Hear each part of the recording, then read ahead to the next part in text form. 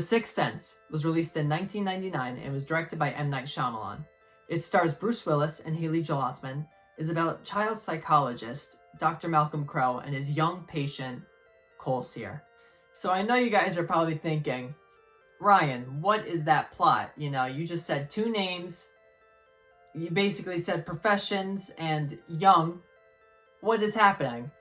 And I've seen it in so many different reviews and just different things on the internet where it spoils so many things about the movie within its plot summary or its plot overview. And I don't know why. And I hate that it's getting spoiled that way because it's such a fantastic movie. I mean, this is probably one of the best films that I have ever seen. And I know, I know a lot of you are going to be like, yeah, one of the best films you've ever seen. Have you ever seen Casablanca or Candle in the Wind or something? Or Gone in the Wind. I said Candle in the Wind. Sorry, I just started laughing with Candle in the Wind. I mean, Gone with the Wind. But I know that a lot of you guys are probably thinking that, but just hold on for a second. I'll explain myself. I'll explain why I feel that way. You know, just go for the ride. And I feel like a lot of you will agree with what I have to say if you've seen this movie before. And if you haven't, watch this movie. I want you to watch this movie before I start talking about pros and cons, spoiler free. This is a fantastic movie. 100%, 1,000, 1,000,000%, I recommend it. So going into pros with this movie, I literally have it in my notes. I literally have it under pros. I just put everything. And there's not been a truer statement. I personally, before I even start listing or try to list cons, I can't think of any, and I haven't even wrote down a cons list on here. It's similar to the others, which I just reviewed. If you haven't watched it, check it out. But in that movie, I really couldn't think of a con that I had with it. And I think more so with this movie, I really can't think of a con with this movie. You know, you're gonna have the same thing with people going, oh, I could see what was gonna happen the whole time. Or, oh, Ryan, you forgot that in this scene, Bruce Willis, he messes up his line and that makes it not a perfect movie. Who cares? This is such a fantastically made movie. Bruce Willis acts his freaking tailbone off in this movie. He is so good as Dr. Malcolm Crowe. M. Night Shyamalan wrote the role just for Bruce Willis. And as a little side note, Bruce Willis is such a big supporter of M. Night Shyamalan.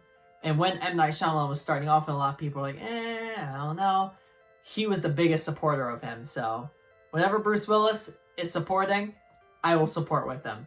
But he is fantastic in this movie. I mean, him in M. Night Shyamalan movies just is a recipe for greatness.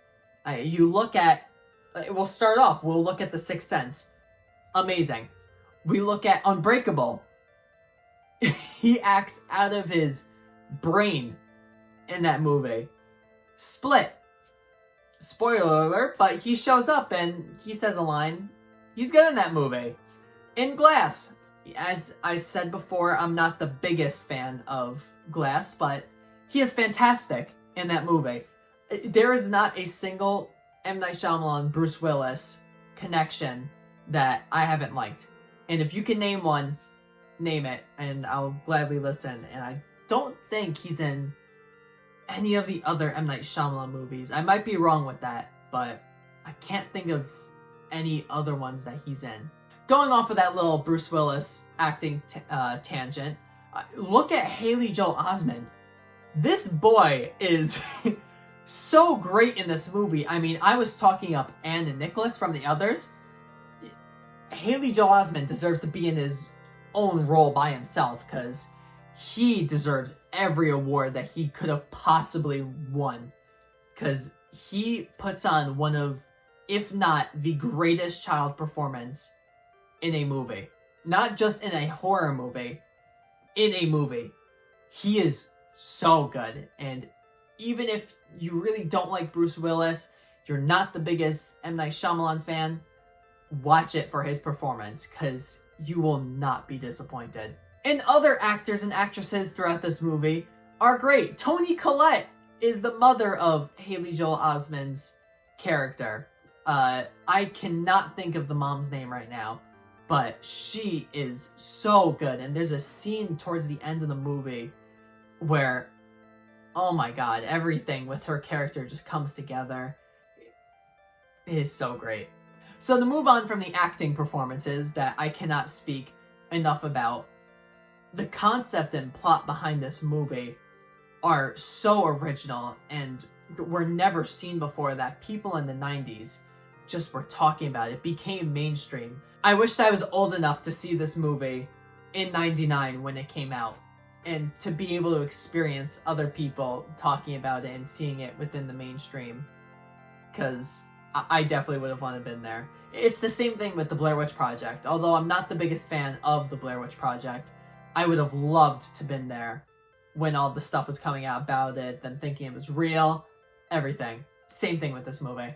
And just to wrap up some pros, I mean, the writing behind this movie is great.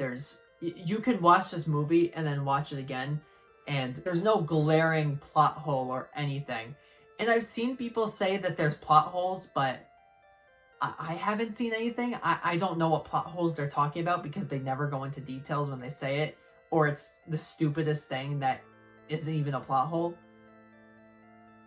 It's great. Watch this movie. So like I've said, I have absolutely no cons with this movie. I cannot think of one. In the time that I've started this review to where I am now, I cannot think of one. There's none.